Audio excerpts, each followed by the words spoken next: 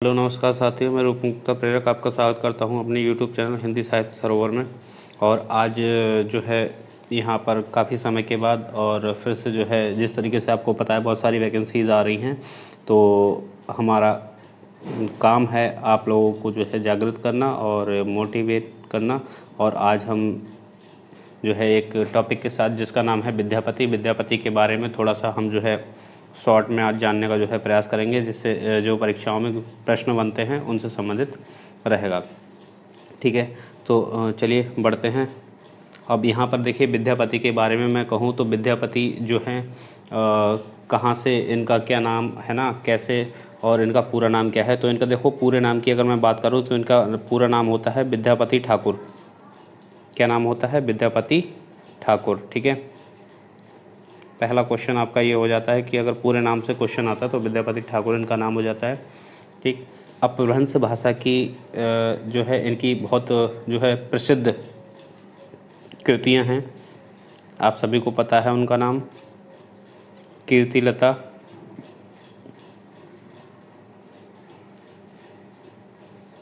पहली कृति कीर्तिलता, और दूसरी इसके साथ में आ जाती है कीर्ति पताका। ठीक, अब ये तो हर किसी को पता होता है। ठीक है, अब इनकी भाषा पूछ ली जाती है तो भाषा कौन सी है? ये अपभ्रंश भाषा की है। किस भाषा की है? अपभ्रंश भाषा की है। ठीक है, अच्छा, अब ये हो गया। अब ये बताइए कि देखिए, अब मैं इसमें से आपको ये बता दूं कि कीर्ति लता में क्या है। कीर्ति लता में जो है किसका वर्णन है और कीर्ति पताका में किसका वर्णन है। ठीक है, तो ये चीज़ें भी आपको पता होनी चाहिए।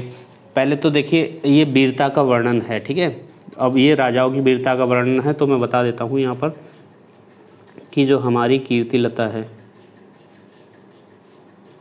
कीर्तिलता में, ठीक है, जैसा कि इससे ही हमें पता चल जा रहा है, तो इसमें कीर्ति सिंह का वर्णन है।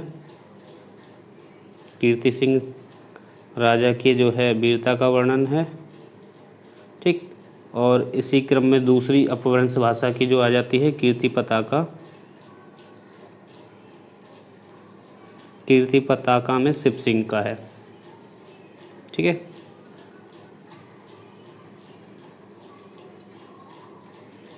चलिए आगे बढ़ते हैं।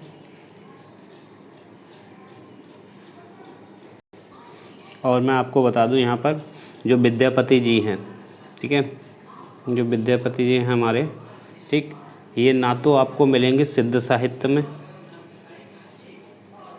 सिद्ध साहित्य में ना ही होंगे ये, ठीक है, और ना जैन साहित्य में होंगे। ठीक, जैन साहित्य में भी नहीं होंगे, ना रासो साहित्य में होंगे ये।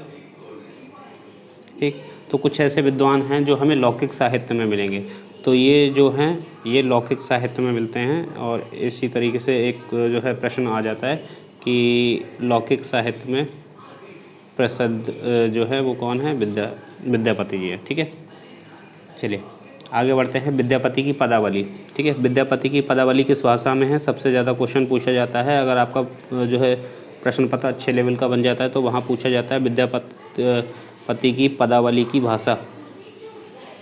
ठीक है, विद्यापति के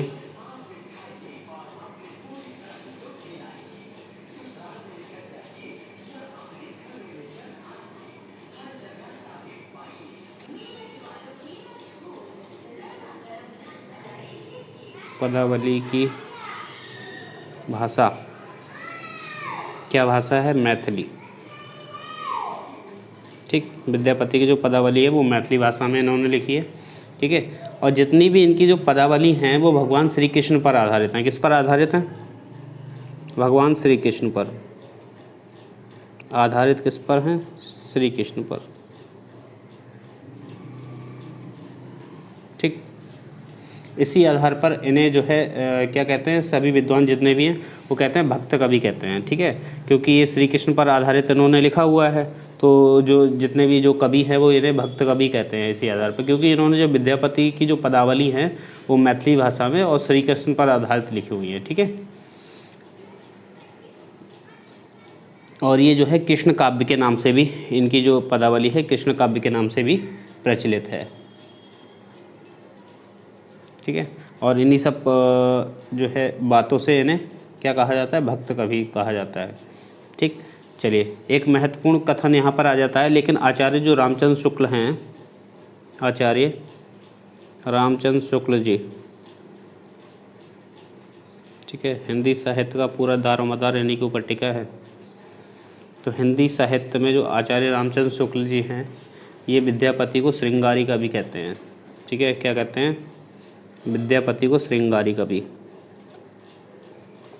विद्यापति को श्रृंगारी कवि किसने कहा, अगर ये क्वेश्चन आ जाता है, ठीक है, तो आप वहाँ कह सकते हैं कि रामचंद्र शुक्ल ने विद्यापति को श्रृंगारी कवि कहा है। ठीक है, ये इन्हें भक्त कवि नहीं मानते हैं, भक्त कवि नहीं मानते हैं। इसके पीछे बहुत सारे कारण हैं, वो मैं बताऊंगा डिटेल में किसी दिन आपको नए लेक्चर में, क्योंकि यहाँ पर मैं तथ्यात्मक जानकारी दे रहा हूँ।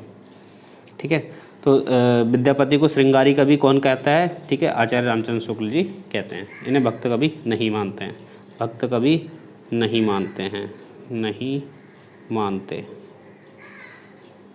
ठीक है, ये भक्त कवि नहीं हैं, किसके अनुसार, इनके अनुसार ये नहीं है, ये सही है। ठीक है, श्रृंगारी कवि।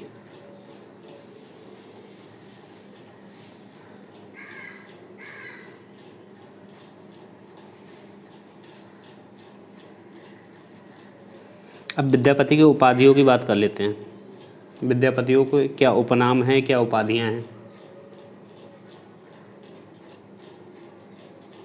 उपाधियां या उपनाम। ठीक, चलिए तो उपनाम इनके देखते हैं विद्यापति के। तो इसमें देखिए, पहले मैं बता दूं ये कौन थे, ये शैव थे। ठीक है, विद्यापति शैव थे। विद्यापति कौन थे, शैव थे। ठीक है, इनकी उपाधि क्या है, इन्हें मैथिल कोकिल कहा जाता है, सभी कोई जानता है।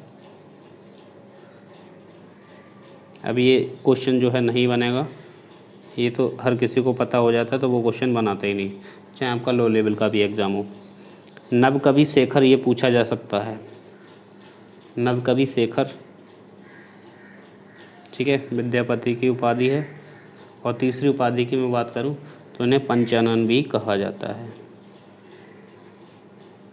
ठीक है, ये तीन महत्वपूर्ण इनकी उपाधियां हैं।